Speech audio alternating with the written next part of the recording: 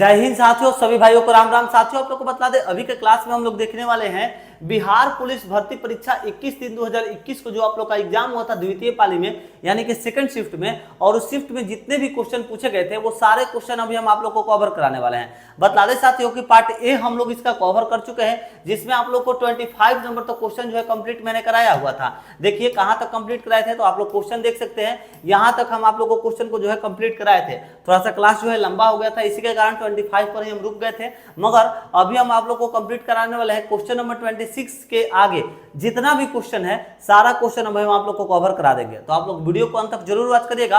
और इससे पहले हम लोगों ने 16 ऐसे क्लास लिए हैं, 15 या 16 हम लोगों ने ऐसे क्लास लिए हैं जिसमें सारे आप लोग के प्रीवियस ईयर के क्वेश्चन डाले गए हैं। तो आप लोग सभी क्लासेस को जाकर के वॉच कर लीजिएगा। इस वीडियो के डिस्क्रिप्शन में आप लोगों के लिए लिंक हम प्रोवाइड करा दिए हैं। सभी क्लास वॉच करिए, क्योंकि री एग्जाम में आप लोग का प्रीवियस ईयर से क्वेश्चन पूछेगा, इतना साथियों तय है। तो चलिए अब हम लोग अपने क्लास को स्टार्ट कर लेते हैं। देखिए 26 नंबर क्वेश्चन कर रहा है कि ऑक्सीजन के एक अणु का द्रव्यमान है। तो आप सभी को मालूम होगा साथियों कि ऑक्सीजन के एक अणु का द्रव्यमान अगर आप लोग को देखना हो तो 16 × 2 कर दीजिए, आप लोग का सिंपली आंसर आ जाएगा। कितना आएगा? तो 32 ग्राम आएगा। ठीक है, कितना आएगा दोस्तों? तो 32 ग्राम आएगा। ऑप्शन नंबर बी में हम लोग का दिया गया है, ऑप्शन नंबर बी हम लोग का सही जवाब होगा। ऑक्सीजन के एक अणु का द्रव्यमान कितना होगा? तो 32 ग्राम होगा। आप लोग को यहाँ पर सिंपली दिखलाए दिए, O2 होता है, O2 = 16 × 2 और उसके बाद आप लोग मल्टीप्लाई करते हैं तो 32 ग्राम आप लोग का सही जवाब आती है। ऑप्शन नंबर बी हम लोग की सही जवाब होंगी। दोस्तों आगे बढ़ते हैं, देखते हैं इसी प्रकार से 27 नंबर क्वेश्चन कि ग्रहों की गति के केपलर के नियमानुसार। तो देखिए दोस्तों, ग्रहों के गति के केपलर के नियमानुसार क्या होगा? प्रत्येक ग्रह सूर्य के चारों ओर गोलाकार कक्षा में परिभ्रमण करता है? नहीं, गलत है। सूर्य के निकट होने की तुलना में जब ग्रह सूर्य से दूरी पर होते हैं तो वे अधिक तीव्रता से गति करते हैं? नहीं, ये भी गलत है। किसी भी ग्रह को सूर्य से मिलाने वाली रेखा सामान्य समय अंतराल के समान क्षेत्रफल तय करती है? जी हाँ साथियों, ऑप्शन नंबर सी हम लोग का सही जवाब होगा। ध्यान दीजिएगा कि ग्रहों की गति के केपलर के नियमानुसार, ग्रहों के गति के केपलर के किसके? तो केपलर के नियमानुसार किसी भी ग्रह को सूर्य से मिलाने वाली रेखा सामान्य समय अंतराल के समय क्षेत्रफल तय करती है। ऑप्शन नंबर सी हम लोग की सही जवाब होंगी। और ये क्वेश्चन साथियों आप लोग के आगामी एग्जाम में पूछ सकता है, VVI क्वेश्चन है। आप लोग इसका स्क्रीनशॉट जरूर ले लीजिएगा। वैसे तो हम आप लोग के लिए PDF में डाले हुए ही हैं। आप लोग को PDF के बारे में पुराने कैंडिडेट्स को नहीं मालूम होगा तो अभी बता देंगे। पहले 2-4 क्वेश्चन हम लोग कवर कर लिया जाए। देखिए 28 नंबर क्वेश्चन अब हम लोग का क्या कर रहा है कि यदि भारत में विदेशी मुद्रा की मांग बढ़ जाती है, क्या होती है? बढ़ जाती है, तो भारतीय मुद्रा रुपए का क्या होगा? तो भारतीय मुद्रा रुपए का साथियों मूल्य ह्रास हो जाता है। क्या होता है? मूल्य ह्रास हो जाता है। ठीक है, यदि भारत में विदेशी मुद्रा की मांग जो है वो बढ़ जाती है तो भारतीय मुद्रा रुपए का जो है मूल्य ह्रास हो जाता है, मूल्य ह्रास हो जाता है। Option number A is the right answer, मूल्य ह्रास हो जाता है। नेक्स्ट क्वेश्चन है क्वेश्चन नंबर 29 कर रहा है, निम्न में से सर्वप्रथम किस वाद में उच्चतम न्यायालय ने कहा कि प्रस्तावना संविधान का हिस्सा नहीं है? साथियों यहाँ पर ध्यान दीजिएगा, कहा था कि नहीं है। किस वाद में कहा था कि नहीं है? तो आइए देखिए सही जवाब क्या होगा। बिरुवाड़ी यूनियनवाद? जी हाँ साथियों, ऑप्शन नंबर ए में ही कहा गया था। ऑप्शन नंबर ए हम लोग का सही जवाब होगा, बिरुवाड़ी यूनियनवाद। निम्न में से सर्वप्रथम यानी कि पहली बार किस वाद में उच्चतम न्यायालय ने कहा कि प्रस्तावना संविधान का हिस्सा नहीं है?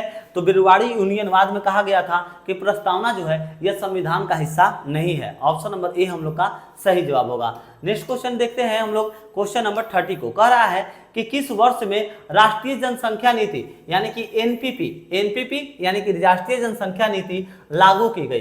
कौन से वर्ष में लागू किया गया था? तो इसका सही जवाब हो जाएगा हम लोग का कौन से वर्ष में? तो फरवरी 2000 में। फरवरी 2000 में जो है लागू किया गया था। क्या?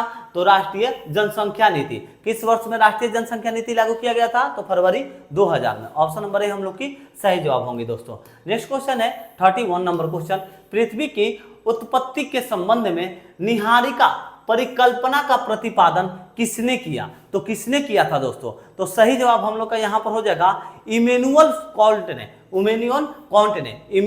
कांट ने किया था। ठीक है, ऑप्शन नंबर हम लोग का ए सही जवाब होगा। पृथ्वी की उत्पत्ति के संबंध में निहारिका परिकल्पना का प्रतिपादन किसने किया? तो इमैनुअल कांट ने किया था। ऑप्शन नंबर ए हम लोग की सही जवाब होंगी। अब आप लोग को बतलाना चाहेंगे दोस्त, जिस प्रकार का हम आप लोग को अभी सिलेक्टेड क्वेश्चंस कवर करा रहे हैं, इसी प्रकार का क्वेश्चंस का हम आप लोगों के लिए एक PDF भी उपलब्ध कराए हैं। देखिए इस पीडीएफ में अगर आप लोग देखते हैं कि इस पीडीएफ में कैसा कैसा क्वेश्चन है तो आप लोग को बता दे। देखिए इस पीडीएफ में प्रीवियस ईयर का क्वेश्चन तो डाले ही है, उस पर नए कैसे कैसे क्वेश्चन बन सकते हैं प्रीवियस ईयर के आधारित, प्रीवियस ईयर से रिलेटेड, वो सारे क्वेश्चंस मैंने इसमें कवर कराए हैं। इसमें दोस्तों अगर हम लोग बात कर लें तो आप लोगों को जीके के लिए स्पेशली 7000 प्लस क्वेश्चन देखने को मिल रहे हैं। और आप लोग को अच्छे से मालूम होगा, अगर आप लोग जीके को भी अच्छे से रट गए ना तो भैया रिटन एग्जाम कोई भी नहीं रोक सकता है आप लोग का। क्यों नहीं रोक सकता है? तो कारण एक ही बात है भैया, क्योंकि रिटन में आप लोग का जो है अब जो है नंबर नहीं जुट रहा है रिटन का। रिटन सिर्फ आप लोग को क्वालिफाई करना है, क्वालिफाइंग नेचर का ये आप लोग का अब एग्जाम रह गया है। ठीक है, तो अगर आप लोग जनरल कैटेगरी से भी है ना तो सिर्फ आप लोग को 65 नंबर लाना रहता है, क्योंकि पिछली बार भी जो आप लोग का कटअप गया था ना 60 से 65 के बीच में सभी कैटेगरी का खत्म हो गया था। तो कटअप लाने के लिए कितना चाहिए आप लोग को? सिर्फ भैया 65, सिर्फ 65 चाहिए आप लोग को अपना नाम लाने के लिए एग्जाम में। ठीक है, तो देखिए भैया इसमें अगर आप लोग धुरंधर बनने की कोशिश कर रहे हैं कि हम 95 ला देंगे, 100 ला देंगे, तो भैया झूठ मूठ का बेवकूफ़ी कर रहे हैं। रिटन एग्जाम में सिर्फ इतना करिए ना कि सिर्फ 80 आप लोग का जो है ना सही हो पाए। अगर आप लोग घर बैठे अभी 80 क्वेश्चन सही मार दे रहे हैं एक सेट में, तो दिमाग में रख लीजिए कि उससे ज़्यादा पढ़ने का कोई भी जरूरत नहीं है भैया। पूरा फोकस लगाइए अपने फिजिकल पर, क्योंकि फिजिकल से ही आप लोग का मेरिट बनने वाला है, फिजिकल से ही सारा नंबर आप लोग का मिलने वाला है। तो फिजिकल पर जितना मेहनत कर सकते हैं उतना मेहनत कीजिए। रिटन तो सिर्फ आप लोग मेरा पीडीएफ ही पढ़ जाइएगा तो भैया आप लोग क्लियर कर लीजिएगा। इस पीडीएफ में प्रीवियस ईयर का क्वेश्चन, उस पर नए पैटर्न कैसे क्वेश्चन बन सकते हैं, सारे क्वेश्चन मैंने ऐड किए हैं। ठीक है, अगर आप लोग देखिएगा कि कैसा क्वेश्चन है तो देखिए यहाँ पर कह रहा है कि जम्मू एवं कश्मीर भारत का अभिन्न अंग बना, कब बना? जवाब पीडीएफ में मिलेगा। अलीपुर सेंट्रल जेल स्थित है, कहां पर स्थित है? जवाब पीडीएफ में। डॉक्टर भीमराव अंबेडकर का जन्म मृत्यु कहां हुआ? ये भी बतलाएंगे पीडीएफ में। भारत एवं पाकिस्तान के मध्य घोषित प्रथम युद्ध लड़ा गया, कब लड़ा गया? ऐसे ऐसे ही सिलेक्टेड क्वेश्चन बिहार पुलिस में पूछते हैं हमारे भाइयों। तो अगर आप लोग चाहते हैं कि इजी तरीके से एकदम आराम से री एग्जाम को क्रैक कर सके आप लोग, तो इस पीडीएफ को जरूर ले लीजिएगा। आप लोगों के लिए मैंने रामबाण पीडीएफ अरेंज किया है साथियों। इजीली एकदम आप लोग बिहार पुलिस के री एग्जाम को क्रैक कर सकते हैं। नंबर नोट कर लीजिए, आप लोग के लिए नंबर प्रोवाइड कराए 78 70 14 12 38। ये आप लोगों के लिए मैंने एक व्हाट्सएप नंबर अरेंज किया है। ठीक है, व्हाट्सएप पर इस पर आप लोग कर लीजिएगा और बोलिएगा कि भैया हमें री एग्जाम को क्रैक करना है बिहार पुलिस का। री एग्जाम के लिए हमें स्पेशल जो रामबाण पीडीएफ बनाया गया है उस पीडीएफ को हमें दे दीजिए, री एग्जाम स्पेशल पीडीएफ। और इस पीडीएफ में साथियों कितना क्वेश्चन है? तो 7000 प्लस क्वेश्चन है। और इस पीडीएफ के लिए आप लोग को साथियों सिर्फ और सिर्फ 30 रुपए पे करने होंगे। कितने? सिर्फ 30 रुपए। 30 रुपए में भैया इजीली घर बैठे आप लोग सिंपली री एग्जाम को फोड़ सकते हैं। अब ऐसा भी नहीं ना कि भैया कि एकदम पीडीएफ ले लिए और लेने के बाद पढ़ नहीं रहे हैं, सिर्फ मोबाइल में पड़ा हुआ है, तो पीडीएफ आप लोग के मोबाइल में से दिमाग में नहीं घुस जाएगा। कम से कम 2 बार किसी भी सूरत में उसको चाटना पड़ेगा। चाटिए, घोर कर पी जाइए, फाड़ दीजिए, मोबाइल पर थूर दीजिए, थूर करके उसमें से निकाल के दिमाग में घुसा लीजिए, मगर 2 बार किसी भी सूरत में पूरे पीडीएफ को पढ़ जाइए। 2 बार पढ़ जाते हैं ना, रिटन एग्जाम इजी तरीके से आप लोग निकाल सकते हैं भैया। ठीक है, ज्यादा नंबर नहीं लाना है, सिर्फ आप लोग को क्वालिफाइंग नेचर करना है। ठीक है, चलिए आगे बढ़ते हैं, देखते हैं 32 नंबर क्वेश्चन को अब हम लोग आगे कवर कर लेते हैं। कह रहा है कि भारतीय संविधान में संसदीय लोकतंत्र तथा न्यायिक सर्वोच्चता क्रमश किन देशों से अंगीकार किए गए हैं? तो कौन से देशों से अंगीकार किए गए हैं दोस्तों? तो आइए देखते हैं सही जवाब क्या होगा। देखिए, ब्रिटेन एवं फ्रांस नहीं, फ्रांस एवं यूएसए नहीं, यूएसए एवं स्विट्जरलैंड नहीं, ब्रिटेन एवं यूएसए होगा। ठीक है, ब्रिटेन एवं यूएसए, ऑप्शन नंबर डी सही जवाब होगा।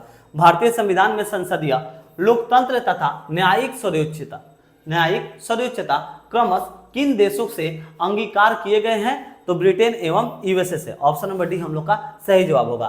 साथियों बहुत ही अच्छा क्वेश्चन है, वीवीआई क्वेश्चन है, इस बार आप लोग के री एग्जाम में आने की संभावना भी है। इसे आप लोग जरूर अपने स्पेशल नोट्स में बना लीजिएगा, आप लोग इसका स्क्रीनशॉट जरूर ले लीजिए। बेस्ट क्वेश्चन है आप लोगों के लिए ये वाला। ठीक है, री एग्जाम में पूछ सकता है। चलिए आगे बढ़ते हैं, देखते हैं 33 नंबर क्वेश्चन।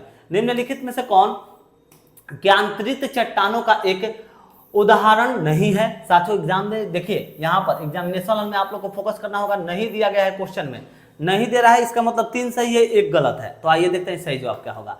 निम्नलिखित में से कौन ज्ञांतरित चट्टानों का एक उदाहरण नहीं है? तो साथियों देखिए, पट्टी तासमिया ये तो है, स्लेट भी है, साइनाइट भी है, हेलाइट नहीं है। हेलाइट नहीं है, ऑप्शन नंबर डी हम लोग का राइट आंसर हो जाएगा। हेलाइट जो है यह नहीं है। अच्छा, तो हेलाइट जो है ये क्या है? तो हेलाइट जो है यह एक औषधि चट्टान है। क्या है? हेलाइट जो है यह एक औषधि चट्टान है। इसे ध्यान रखना होगा, हैलाइट एक औषधि चट्टान है। ठीक है, ऑप्शन नंबर डी हम लोग की सही जवाब होगा, हैलाइट नहीं है। नेक्स्ट क्वेश्चन 34 नंबर क्वेश्चन, कौन सी मशीन वाटर फ्रेम और फिर स्पिनिंग जेनी का मिश्रण है? तो कौन सी मशीन है जो कि वाटर फ्रेम और स्पिनिंग जेनी का मिश्रण है? तो कौन सा होगा हमारे छोटे भाइयों? आइए देखिए सही जवाब, देखिए स्पिनिंग म्यूल होगा। कौन सा होगा? स्पिनिंग म्यूल होगा। ठीक है, कौन सी मशीन? तो स्पिनिंग म्यूल जो है यह वाटर फ्रेम और फिर स्पिनिंग जेनी का मिश्रण है। ऑप्शन नंबर बी हम लोग की सही जवाब होंगी। नेक्स्ट क्वेश्चन है 35 नंबर क्वेश्चन, निम्नलिखित में से कौन राजनीति विज्ञान के सैद्धांतिक और व्यवहारिक आयामों के बीच अंतर नहीं करता है? दोस्तों एग्जाम में हॉल में फिर भी ध्यान दीजिएगा, नहीं बार बार बिहार पुलिस में पूछता है साथियों। इसका हम क्वेश्चन नंबर 25 तक जब कंप्लीट कराए थे ना, उसमें 25 सिर्फ क्वेश्चन में लगभग 6 क्वेश्चन ऐसे दिखलाए थे आप लोग को जिसमें कि क्वेश्चन में नहीं जोड़ा गया था। क्या नहीं जोड़ा गया था? तो नहीं पर आप लोग को स्पेशली फोकस करना होगा साथियों एग्जाम में। तो आइए देखिए सही जवाब क्या होगा। देखिए सही जवाब होगा हम लोग का जेलिनेक। ऑप्शन नंबर ए ही हम लोग का सही जवाब दे दिया गया है। निम्नलिखित में से कौन राजनीतिक विज्ञान? तो जेलिनेक राजनीतिक विज्ञान के सैद्धांतिक और व्यवहारिक आयामों के बीच में अंतर नहीं करता है। Option number A is the right answer, Jellinek. Next question है 36 नंबर क्वेश्चन, कह रहा है कि अनुच्छेद 249 के अंतर्गत में संकल्प पारित करने के लिए राज्यसभा के कितने सदस्यों का समर्थन आवश्यक है? कितने सदस्यों का पूछ रहा है कि समर्थन आवश्यक है? तो आइए, उपस्थिति एवं मतदान करने वाले सदस्यों का 2/3 बहुमत, यह साथियों 2/3 बहुमत ही होगा। Option number A is the right answer. अनुच्छेद 249 के अंतर्गत में संकल्प पारित करने के लिए राज्यसभा के कितने सदस्यों का समर्थन आवश्यक है? तो उपस्थित एवं मतदान करने वाले सदस्यों का 2/3 बहुमत। ऑप्शन नंबर ए हम लोग की सही जवाब होंगे। बहुत ही अच्छा क्वेश्चन है, स्क्रीनशॉट जरूर ले लीजिए दोस्तों, VVI क्वेश्चन है। 37 नंबर क्वेश्चन, वैसे तो हम आप लोग के लिए ये सारे क्वेश्चन PDF में डाले हुए हैं, अगर आप लोग PDF ले लिए हैं तो बहुत अच्छा है, अगर नहीं लिया है तो स्क्रीनशॉट जरूर ले लीजिएगा, जो भी इंपॉर्टेंट क्वेश्चन आप लोग को बतलाते हैं साथियों। अच्छा, इसके साथ साथ एक और बात आप लोग से साथ शेयर करना चाहते हैं दोस्तों। देखिए, हम आप लोगों को अभी बिहार पुलिस का रोजाना 2 क्लास और रेलवे का 2 क्लास डेली उपलब्ध कराते हैं। रेलवे का साइंस, GK GS का प्रीवियस ईयर का सारा क्वेश्चन अभी हम आप लोग को कवर करा रहे हैं। तो दोस्तों अगर आप लोग चैनल पर नहीं विजिट किए हैं तो सब्सक्राइब करके बेल आइकन दबाइए, क्योंकि हम आप लोग को ऐसे सारे क्लासेस को जो है कंप्लीट करा देंगे एग्जाम आने से पहले। और सबसे बड़ा चीज़, अगर आप लोग को वीडियो अच्छा लग रहा है तो आप लोग जरूर अपने किसी भी सोशल ID से पर एक बार वीडियो को जरूर पोस्ट कर दीजिएगा। फेसबुक हो, इंस्टाग्राम हो, टेलीग्राम हो, व्हाट्सएप ग्रुप हो, जहाँ भी आप लोग का मन हो, जहाँ आप लोग की इच्छा हो, एक बार जरूर वीडियो को वहाँ पर शेयर कर दीजिएगा। और जो भी दोस्त अभी बिहार पुलिस का एग्जाम देने वाले हैं उनके पास तो जरूर वीडियो को शेयर कर दीजिएगा, उनके लिए भी इंपॉर्टेंट होगा क्लासेस साथियों। 37 नंबर क्वेश्चन, शमशेर बहादुर सिंह, कौन? शमशेर बहादुर सिंह अज्ञेय के कौन से सप्तक के कवि हैं? कौन से सप्तक के कवि हैं साथियों? तो सही जवाब होगा हम लोग का दूसरा सप्तक। कौन सा? दूसरा सप्तक। Option number B is the right answer, दूसरा सप्तक इसका सही जवाब होगा। नेक्स्ट क्वेश्चन है 38 नंबर क्वेश्चन, निम्नलिखित में से कौन सी उष्ण एवं शुष्क पवने नहीं है? उष्ण और शुष्क पवने जो नहीं है वो बतलाना है। तो देखिए दोस्तों, यहाँ पर जो है अरमटन जो है ये आप लोग की है, सिरोको भी है, ठीक है, सिराको भी है, बोरा, हाँ बोरा नहीं है। Option number C is the right answer, बोरा नहीं है। बता दें दोस्तों, जो बोरा पवन है ये ठंडी शुष्क हवा है। क्या है? ठंडी शुष्क हवा है बोरा। और यहाँ पर कह रहा था कि उष्ण एवं शुष्क पवने जो नहीं है, तो नहीं में बोरा ही नहीं होगा, क्योंकि बोरा ठंडी शुष्क हवा है और यहाँ पर उष्ण एवं शुष्क कह रहा था। तो option number C is the right answer, Bora. Next question है 39 नंबर क्वेश्चन, निम्नलिखित में से कौन तृतीय कल्प का युग नहीं है? तृतीय कल्प का युग नहीं है, तो कौन सा नहीं है दोस्तों ये बतलाना है। तो आइए देखते हैं हम लोग सही जवाब क्या होगा। देखिए, अत्यंत नूतन, option number A is the right answer, अत्यंत नूतन होगा दोस्तों। निम्नलिखित में से कौन तृतीय कल्प का युग नहीं है? नहीं है, तो नहीं में अत्यंत नूतन होगा। Option number A is the right answer, अत्यंत नूतन is the right answer. Next question 40 number question कह रहा है कि दिल्ली में 1857 के विद्रोह की असफलता के बाद बहादुर शाह जफर को कहां निर्वासित किया गया था? तो असफलता के बाद इनको किनको, तो बहादुर शाह जफर को कहां पर निर्वासित किया गया था, तो रंगून में। कहां पर? रंगून में निर्वासित इन्हें कर दिया गया था। दिल्ली में 1857 के विद्रोह की असफलता के बाद बहादुर शाह जफर को कहां पर निर्वासित किया गया था, तो रंगून में किया गया था। और ये साथियों आप लोग के आगामी एग्जाम के पॉइंट ऑफ व्यू से बहुत ही ज्यादा इंपॉर्टेंट क्वेश्चन है, VVI क्वेश्चन है, साल 2024 के एग्जाम में पूछ सकता है साथियों। स्क्रीनशॉट जरूर ले लीजिए। Option number C is the right answer, Rangoon. ठीक है, स्क्रीनशॉट ले लिए दोस्तों। चलिए आगे बढ़ते हैं, देखते हैं इसी प्रकार से 41 नंबर क्वेश्चन। भारत की कौन सी नदी जो है हीराकुंड बांध से संबंधित है वो बतला है, तो सही जवाब हो जाएगा महानदी। महानदी जो है यह हीराकुंड बांध से संबंधित है। Option number B is the right answer, Mahanadi.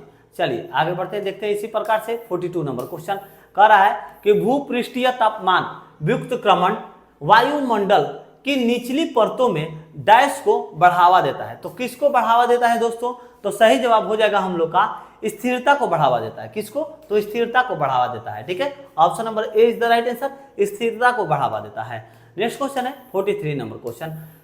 पंडित बालकृष्ण भट्ट के द्वारा रचित नाटक है, तो देखिए पंडित बालकृष्ण भट्ट के द्वारा रचित नाटक कौन सी है, तो सही जवाब होगा हम लोग का वेणु सनहार। ऑप्शन नंबर ए हम लोग का सही जवाब दिया गया है, वेणु सनहार हम लोग की सही जवाब होंगे। ठीक है, पंडित बालकृष्ण भट्ट के द्वारा रचित नाटक कौन सी है, तो वेणु सनहार है। Option number A is the right answer. ये क्वेश्चन आप लोग का पूछ सकता है, जरूर ले लीजिएगा स्क्रीनशॉट, बहुत इंपॉर्टेंट क्वेश्चन है। 44 नंबर, जीव जो तापमान के व्यापक परास को सहन कर सकते हैं वह क्या कहलाते हैं, तो वो जीव जो तापमान के व्यापक परास को सहन कर सकते हैं उन्हें क्या कहा जाता है, तो उन्हें कहा जाता है हमारे दो छोटे भाइयों क्या कहा जाता है, तनुतापी होगा, तनुतापी, मध्यतापी, हेक्टिचोतापी तो नहीं होगा, पृथुतापी। हाँ, option number D is the right answer, पृथुतापी होगा। ठीक है साथियों, इसमें थोड़ा सा कंफ्यूजन था, ऑप्शन नंबर डी हम लोग का सही जवाब होगा। ठीक है, ध्यान रखिएगा। जीव जो तापमान के व्यापक परास को सहन कर सकते हैं वो क्या कहलाते हैं, तो पृथुतापी कहलाते हैं। Option number D is the right answer. चलिए आगे बढ़ते हैं, देखते हैं 45 नंबर क्वेश्चन। ड्रेकॉन के कानून किस सभ्यता से संबंधित हैं, तो ड्रेकॉन के जो कानून है वो हमारे छोटे भाइयों ग्रीस यानी कि यूनान के सभ्यता से संबंधित है। Option number B is the right answer. Next question है 46 नंबर क्वेश्चन कह रहा है कि cape of good hope, cape है, कैप ठीक है, कैप ऑफ गुड होप को किसने खोजा, तो देखिए साथियों कैप ऑफ गुड होप को जो है किसने खोजा था, तो सही जवाब होगा आप लोग का बार्थोलोमेव डियाज ने खोजा। और कब खोजा ये भी पूछता है, तो कब खोजा आप लोग को बतलाएंगे। उससे पहले आप लोग को बतला दें दोस्तों, अगर आप लोग पीडीएफ नहीं लिए हैं, पीडीएफ जरूर ले लीजिएगा। इस नंबर पर कांटेक्ट कर लीजिएगा 78 70 14 12 38। इस नंबर पर कांटेक्ट करके बोलिएगा कि भैया हमें रामबाण पीडीएफ दे दीजिए। किसके लिए, तो री एग्जाम के लिए रामबाण पीडीएफ हमें दे दीजिए, जिस पीडीएफ में आप लोग को 7000 प्लस क्वेश्चन रखा गया है, जिसके लिए मूल्य क्या है, तो सिर्फ 30 रुपये है। आप लोग को इजीली जो है इस रिटन एग्जाम को क्रैक कर सकते हैं सिर्फ 30 रुपये में। साथियों हम आप लोग को बार बार बोल रहे हैं, ज़्यादा नंबर नहीं चाहिए, 60 से 65 नंबर ला दिए ना काफ़ी है एग्जाम के लिए। ठीक है, तो चलिए अब ये भी बता दे कब, तो कब अगर पूछते तो ध्यान रखना है 1488 ईस्वी में। कब, 1488 ईस्वी में। कब, 1488 ईस्वी में। ठीक है, चलिए साथियों अब अगर आप लोग को क्लास अच्छा लगा हो तो एक बार वीडियो को जरूर शेयर कर दीजिए। कुछ कमी रह जाती है तो कमेंट करिए, आप लोग को नेक्स्ट क्लास में वो कमी पक्का हम दूर करने की कोशिश करेंगे। साथियों स्क्रीनशॉट ले लीजिए इस पेज का, क्योंकि यह आप लोग के लिए व्हाट्सएप नंबर है, आप लोग इजीली लेकर के एग्जाम को क्रैक कर सकते हैं, री एग्जाम को। मिलते हैं नेक्स्ट वीडियो में एक नए प्रैक्टिस सेट के साथ। जय हिंद, जय भारत।